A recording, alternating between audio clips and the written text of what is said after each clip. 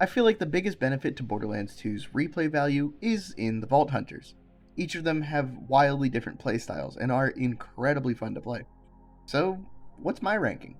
Before we begin, I need to emphasize the fact that I enjoy all 6 of the Vault Hunters in this game, so just because your favorite might be at 5 or 6 doesn't mean I hate them by any means. It's a pretty tough competition. With that being said, let's start with number 6. Okay, I feel really bad putting Zero at the bottom of this list, but after careful consideration, I couldn't put him anywhere else. He's one of the hunters who's great with every type of gun, but being the group's assassin, he specializes in snipers and melee. No, I don't have much confidence talking about Melee Zero, as it's a playstyle that I personally haven't played much, but from the times I've done it, it's very fun and very enjoyable. My problems with Melee come with how I personally play the game. You see, most of my time playing Borderlands 2, I actually do in co-op, and if you've ever played Melee Zero in a co-op game with even one other person, it can be pretty tough to chain together your kills because your teammates will just take them. My real issue with Zero, if you can even call it that, is mainly with the sniping tree. Snipers are not my favorite weapon type in Borderlands, far from it. I don't particularly enjoy sniping in these games, and having an entire third of his skill tree dedicated to that definitely is what pushes him down towards the bottom. Still, nobody, besides maybe Salvador, can use snipers better than Zero. Heck, the sheer damage you'll get out of just slapping on a Lyuda B shield with him is insane. Anyway, let's talk about his action skill. Deception makes you temporarily invisible, which is a really nice get out of jail free card. And the longer you wait in Deception, the more damage your next shot is going to do. The skill is extremely intuitive and very hands-on. You use it when you want, and you act exactly how you want while you're using it. It is solely up to the player what you do while you're in Deception, and that's great. He also has some amazing skills to go along with it. Kunai is probably my favorite skill that Zero has, being the capstone of his blue tree. It lets you apply Deathmark, which is a very good damage source, because it allows all players to use it, and it can even apply elements, including Slag, to enemies while you're in Deception. Another major skill that we gotta talk about is Bore. This skill probably has the most intricacies of any skill in the entire game. Bore can allow you to line up group shots with enemies and penetrate through them, dealing massive bonus damage. And on some enemies, this can straight up instant kill them, the bunker being the best example of this. Although I have my issues fully utilizing him in co-op games, he's probably one of, if not the best solo Vault Hunter in the game, if we ignore Sal. He's got great survivability with his Deception, massive damage with his skills. He can utilize dang near every weapon type, and to top it all off, he's very fluid and fun to play. Like I said at the start, I feel really bad putting him at the bottom of the list. I love Zero, and he's very good and fun. He's just the least fun for me, and I hope that's okay. Grasping her way into the number 5 spot, it's Maya. Eesh, if I felt bad putting Zero at 6, you gotta know how I feel putting Maya at 5. Let's just get right into her action skill.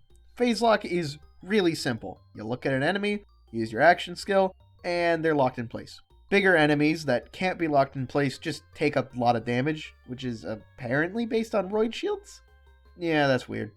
Anyway, when an enemy's phase locked, they can't move, attack you, or really do anything. They just gotta sit there and bear the brunt of your attack. Now right off the bat, this skill is way less demanding of the player than something like Deception.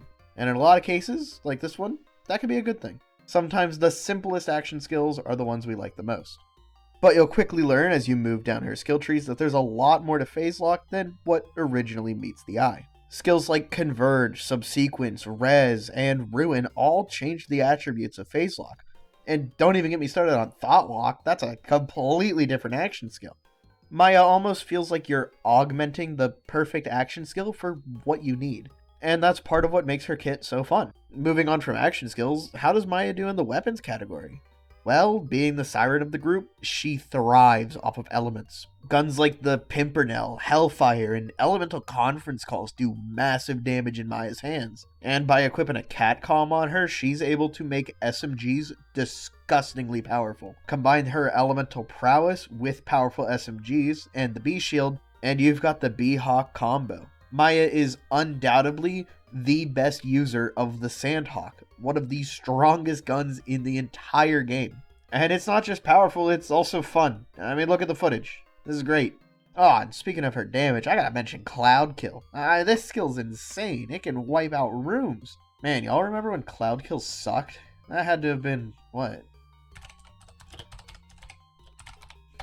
Oh, good lord, it was 10 years ago. Oh, and Maya's also a great character in co-op. Her whole middle tree is almost entirely based on supporting skills and healing. And if you're in any co-op game and you have a Maya, you know they're getting res. That skill's just way too convenient. So yeah, Maya's a great class, capable of using tons of different elemental weapons. She has an action skill that's really simple, but can be modified in tons of different ways with all of her skills. And she's easily the best SMG user in the game. If you like any of the SMGs in this game, you gotta play a Maya. Man, I feel so bad putting her at number 5, but she's just not quite there for me. Still, if you ever wind up playing this game co-op with a couple friends, you're gonna have a Maya, and I'm sure they're gonna have a great time. And you'll be very thankful to have them. God, Axton is so boring, is what I would have said if you asked me about him like a couple years ago. Being the general soldier of the game, you think Axton's going to be the most boring and lame Vault Hunter out of the entire cast. And I'm sure there's an argument that could be made for that, but he's got a lot more to him than what meets the eye. Axton doesn't have a single skill that specializes in any particular weapon type, which is just another way of saying he can use any type of weapon. Yes, every single skill in his skill tree that boosts weapon damage simply boosts weapon damage. There's no restrictions on what guns you use on this guy. Not like any of the hunters actually have weapon restrictions, but let's be real, if you're going to snipe in this game, you're going to play Zero, not Krieg. Now, I'm sure you can make an argument that his kit prioritizes machine guns. I mean, skills like Metal Storm, which, by the way, is a really fun skill, you just shoot ridiculously fast, are obviously designed for machine guns, but all of his other skills work with basically anything. And even then, increased fire rate works on literally every weapon. Alright, let's talk about his action skill. On the surface, the Saber turret seems like the most set-and-forget action skill in the game. By pressing your action skill, you throw down a turret, and it automatically shoots enemies for you. The only real player input on this is when you use it and where it's placed. And just like with Maya, Axton skills come with tons of different augments. Scorched Earth lets your turret shoot rockets. Double Up gets it another gun, which lets it do slag. Longbow turret lets you basically put it wherever you want. Nuke causes an explosion upon cast, which is really cool and funny, but unfortunately falls off in the late game. The shield gives the turret some much needed survivability, and Maglock lets it attach to any surface. And lastly, you have Gemini, which just doubles your turret count. There's actually a fun trick that you can do with Gemini. If you throw your first turret down and then recall it before your second turret hits the floor, it activates all of Axton's kill skills. This works great with Onslaught because it lets you run really fast. Using Axton's own firepower in conjunction with his turrets is just what you need to thrive on this character. And I still haven't talked about his grenade build. Because Axton can carry the most grenades out of any character in the game, he's great at using the fastball. For Axton's Grenadier build, you just run around with a slag weapon, slag somebody, chuck a fastball at him, and then watch him disappear. I know a lot of people whose favorite grenade mod is this thing, and having an entire build centered around it is just really fun. Thanks to his insane build variety and the fact that dang near every weapon is good in his hands, Axton is just a very fun character. On the surface, this guy looks super basic, but don't dismiss him. I know I did it for years, and I regret it. He's really, really fun. Give Axton a shot next time you play. Alright, let's talk about Salvador. This man has done everything, and he'll do it all again. Salvador is, without a shadow of doubt, the strongest Vault Hunter in Borderlands 2, and is likely the strongest hunter in the entire franchise. This guy is ridiculously broken, and because of that, he's incredibly fun to play. Let's jump right into his action skill, Gun Zerking, which lets Salvador use 2 guns. Yeah, that's it. So why does the simple act of using 2 guns make Salvador so ridiculously broken? Well, that's because Borderlands is kind of broken. No, I mean, like, fundamentally this game is flawed, and that makes his action skill busted. You see, the game gets a little confused when you're using 2 guns at once, particularly with Sal's left hand. Let's use the gameplay footage as an example. You'll see I'm using the Orphan Maker, a really powerful shotgun. But this shotgun comes with one major drawback. Every time you shoot it, you lose health. Now, obviously losing health is a bad thing, but the Grog nozzle lets you heal any damage that you deal, regardless of if the damage actually comes from the Grog. So, the damage from my Orphan Maker heals Salvador. Now, this alone would seem a little busted. It kind of negates the one big problem with the Orphan Maker. But at least this is making you think about what weapons you need to combine with each other. You can mitigate the Orphan Maker's self-damage by using a healing weapon. Except this game's spaghetti-coated, and instead of taking damage every time he shoots his gun in his left hand, he just doesn't. Yeah, no, you don't need a setup where you heal your self-damage from the Orphan Maker. As long as Salvador's got it in his left hand, it will literally never damage him. It just doesn't. So any thought that goes into your setup is just thrown out the window when the only negative consequence of using this weapon doesn't exist on him. And this is just one example of Salvador's left hand being broken. There's another fun combo, the toothpick and mouthwash combo. The toothpick is an effervescent assault rifle, and the mouthwash is an effervescent relic. And there's a bonus that comes with equipping both of these items at the same time. You see, if you have the mouthwash relic equipped and the toothpick in your hands, your toothpick will deal 200% increased damage. Now, I'm sure you already see where I'm going with this. By equipping a toothpick in Salvador's left hand and a mouthwash in his relic slot, his right-handed gun does 200% more damage, no matter what it is. Now, I can go on and on all day about ridiculous item combos that are just broken on this guy, but let's get into some of his builds. Deputy Sal is probably his most infamous build. That's the aforementioned Orphan Maker Grog build that we were using earlier. This build emphasizes Money Shot, a skill that makes the last bullet from your mag deal drastically increased damage. Money Shot is probably Salvador's most infamous skill. When maximized, you can get an almost 11 times damage bonus out of your last shot. Hoarder Sal is another popular build. By combining the skills Inconceivable and 5 shots or 6, you can have effectively unlimited ammo. This is one of the reasons why Salvador is actually great with the double penetrating version of the Unkempt Herald.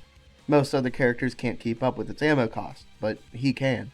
And speaking of the Herald, you can slap on a Sheriff's badge to do a Sheriff Sal build, and go absolutely wild with that. But all of these builds pale in comparison to what is undoubtedly his strongest build. By equipping the Pimpernel in his left hand, emptying out all of your rocket ammo, and equipping a high damage rocket launcher like the Ahab or the Worldburn in his right hand, you were able to transfer that rocket launcher damage onto every single Pimpernel pellet. And since we emptied out all of our rocket launcher ammo, these get full Money Shot bonus. This build effectively instant kills every enemy in the game. Even raid bosses fall to it in mere seconds. So with all of this ridiculous power, why is Salvador only at the number 3 spot? Well, it's for 2 big reasons. And these are really my only 2 big complaints with him. And the first one's almost a compliment. Because he's so ridiculously strong, he makes the game significantly easier. If you're smart on Salvador, you will never die and never lose to anything. Every enemy is just something for you to kill. This can be fun for very long amounts of times, but eventually it does get boring. Fortunately, you do have a lot of build variety on him to keep you from getting bored, but eventually you are going to get tired of stomping everything. As for my second complaint, it comes down to playing Salvador in co-op. You see, most of my time spent playing this game is in co-op with friends, and if you've got a Salvador on your team, you might as well go watch a Let's Play of this game. In fact, not too long ago, I had a playthrough that was kind of like this. You know my friend Ben, the guy who I'm completing the game with?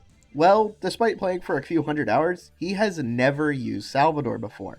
So about a year ago, we decided to do a playthrough where he was Sal, and I was Axton. Now I mainly picked Axton to use slag turrets so I could support him, while he used every Sal trick in the book. And let me just say, I probably accounted for only about 10% of our total damage in that playthrough. Now I had a lot of fun doing it, because I got to watch Ben's first experience ever on this character, but watching your friend kill everything and do everything gets pretty tiresome pretty quickly. Salvador is a fantastic character, a blast to play, but there are two more hunters that I like just a little bit more than him. Krieg is either right near the top of your list or dead at the bottom. And for me, that's pretty obvious where he lies now. This character is a complete coin flip. You are either absolutely dominating everything, ripping apart enemies to shreds, or failing miserably to defeat your foes. Krieg has some of the best mobbing out of any of the Vault Hunters in the entire game, but when it comes to certain bosses, he comes up short. He's also, without a doubt, the hardest Vault Hunter to play in the game. There's a reason why you never see people doing 1 lives with this guy. He just dies really easily. Let's start by talking about his action skill, Buzz Axe Rampage. Activating his action skill lets Krieg pull out his Buzz Axe and run around meleeing every enemy to death. After he gets a kill, he gets restored back to full health, and you can repeat this chain. Running around on a rampage as a crazed psycho is incredibly fun, but sometimes this just isn't an action skill that you use. Depending on your build, this is either all of your damage, or you will never use it. Endgame Kriegs are going to be doing one of two things: all in on melee, or all in on everything else. If I really want to convey exactly how this character works, I need to go at least a bit more in depth to him than these broad overviews I've been doing. So let's talk about his Bloodlust tree. By dealing any instance of damage at all, Krieg will stack up something called Bloodlust. The higher the stacks, the better the benefits he gets. The skills that are most impacted by this are Blood-Filled Guns, which increases your mag size per each stack, Blood Twitch, which gives you greatly increased weapon swap speed, Nervous Blood, which gives you bonus reload speed, Bloodsplosion, which causes enemies that you kill to explode, damaging all surrounding opponents, and lastly, Bloodbath, arguably Krieg's most powerful skill, granting increased gun damage to all weapon types based on your Bloodlust stack, so long as you get a kill with grenade damage or rocket damage. So if his left skill tree is all about stacking damage on the enemies to boost his own stats, what's the right tree like? Well, Krieg's still boosting his own stats, only it's off of damage done to him. The whole gimmick of the Hellborn tree is that you get massive bonuses as long as you're on fire. Things like Fuel the Fire give you basically guaranteed slag odds because of how much elemental status chance you get from it, and Raving Retribution lets you throw out fireballs constantly, giving you more damage over time stacks, which stack even more Bloodlust, which by extension gives you even more damage. And Elemental Empathy gives you some much needed survivability by letting you heal off of every status effect you deal. Consistent use of all of the Bloodlust stacks you gain from his left tree, and all of the bonuses you get from igniting yourself in his right tree, Krieg is able to decimate every enemy in his path, except for bosses. You see, most of Krieg's damage comes from Bloodbath, which is unfortunately a kill skill. And if you're fighting a boss that doesn't have any kill skills in the arena, you're missing out on a massive chunk of your damage. This is back to the coin flip that I mentioned earlier. You're either decimating absolutely every enemy in your path, or you're struggling to kill a boss. But that doesn't matter at all, because at the end of the day, Krieg is insanely fun to play. You get to enjoy the decimation of enemies to the likes of Salvador, while also having struggles that you're going to have to overcome. And it's that fine balance between domination and dying that makes Krieg so enjoyable. Krieg can be pretty confusing to play. He has a really steep learning curve, and his usefulness in the endgame constantly tips back and forth between great and horrible. But god does he make up for it by being insanely fun to play. If I was a normal person, Krieg would definitely be my #1 favorite Vault Hunter. But unfortunately, I am not normal in the slightest. If you're here after watching episode 1 of my completion series, then Gaige's placement here should come as no surprise to you. Or it still does, because I'm crazy. But yes, Gaige is my favorite Vault Hunter in Borderlands 2. And that's a controversial opinion, apparently. Let's just get her action skill out of the way. Using her action skill, you summon Death Trap. who floats around the map and attacks enemies for you. This is the least player input of any action skill in the entire game. The only player input that Deathtrap has, if you can even call it that, is in a few skills. Sharing is Caring, where Deathtrap copies your shield, or Make It Sparkle, where you can shoot Deathtrap with an element to charge him with that element. He also has a few augments that you can add to him, like the Explosive Clap, Buck Up, Robot Rampage, or his Death Laser. But those don't really have player input at all. And Deathtrap's damage falls down a cliff in the late game. So it's certainly not the best action skill. In fact, Deathtrap is, objectively speaking, the worst action skill in the game. So if a Deathtrap build isn't the way to play, then what is? Well, to say that Gaige has build variety would be flat out wrong. She really only has one good build, and it's probably the easiest build to do in the game. Yo, check out my Gaige build guide. Boom, I'm done. Yeah, I'm not gonna sugarcoat it. Anarchy is Gaige's only build. And no, Shock Gaige isn't good. You get more damage by just swapping to a fire weapon on Flesh than you ever would investing heavily into Shock. Wires Don't Talk giving you a 15% damage bonus for 5 skill points is obscene. And quite frankly, it's like the game's insulting you. Gaige actually almost reaches her full potential at level 20. In fact, you know what? I'm gonna go do a test real quick. Here, I'm gonna fight Wilhelm with skill points that Gaige can get by level 20. And as you can see, Wilhelm dies in less than 2 seconds. Pretty nice. Now let's spend all of those other skill points on every other Gaige skill that you could possibly want. And I kid you not, it actually took us longer to defeat Wilhelm with all the skill points. Now, obviously, things can change. Gaige's damage is very based on RNG. Anarchy lowers her accuracy and increases her damage, so I could have just gotten really accurate in the first clip and really inaccurate in the second clip. But a 60 skill point difference? I mean, that's insane. If I removed the HUD from both of these clips and asked you to tell me which one had all of Gaige's skills and which one didn't, you'd probably have no idea. There's a really good video out there by Little Gas Mask where he beats Borderlands 2 using only the Wonderlust, and in that video, he plays Gaige, and he mentions something that really hit home for me. With Klaus is such a crap skill that calling it a capstone is honestly wild. Come to think of it, all of Gaige's skills are backwards. Why do the skills get worse as you go down the skill tree? Why do the skills get worse when you go down the skill tree? I never really realized it, despite all my time playing her, that this is 100% true. Pretty much every skill underneath this line is useless and completely unnecessary. Like I said, I would need to do way more testing to fully get the math out of this, but I'd argue to say that these top 4 skills amount for nearly 90% of Gaige's total damage. And that is horrible game design.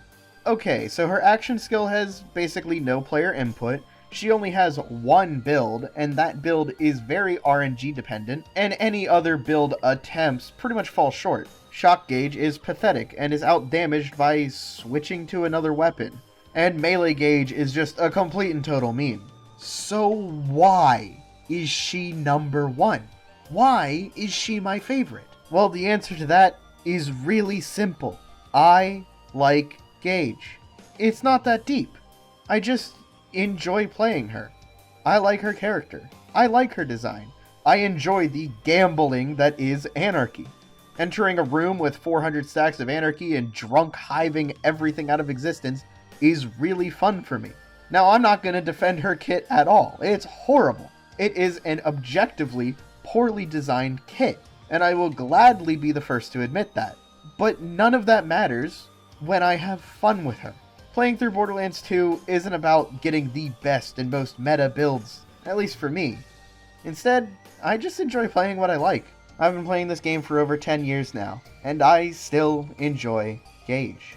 I don't think her placement on this list is ever going to change, and that's fine. So let's hear from you guys. What is your favorite Vault Hunter? What is your ranking? Who do you enjoy the most? Who do you hate the most? Is Gaige your least favorite Vault Hunter? Or are you another Gaige fan? Comment down below. I'd be happy to hear from all of you. And if you enjoyed this video, consider supporting the channel. It'd mean a lot to me. Thanks for watching. Outro time. Okay, so I already know I'm going to get somebody asking about it, so I'll just answer it here. Yes, I am working on part 3 of the Completionist series. It's just taking its time. Me and Ben have actually decided to take a bit of a break from Borderlands. We don't want to get burned out from it. And the last thing I want to do is catch up to all the gameplay that I already have recorded. If I end up doing that, then the wait between episodes is going to be way longer. So I have a few video ideas between those main episodes, this being one of them. I actually plan on expanding this channel out to other content, and the next video isn't even going to be Borderlands related, so don't be surprised when that shows up. But don't worry, part 3 is in the works, and it's almost certainly coming out within the first 2 weeks of April, so stay tuned for that. Anyway, thank you all for the support, and I hope to see you back here soon.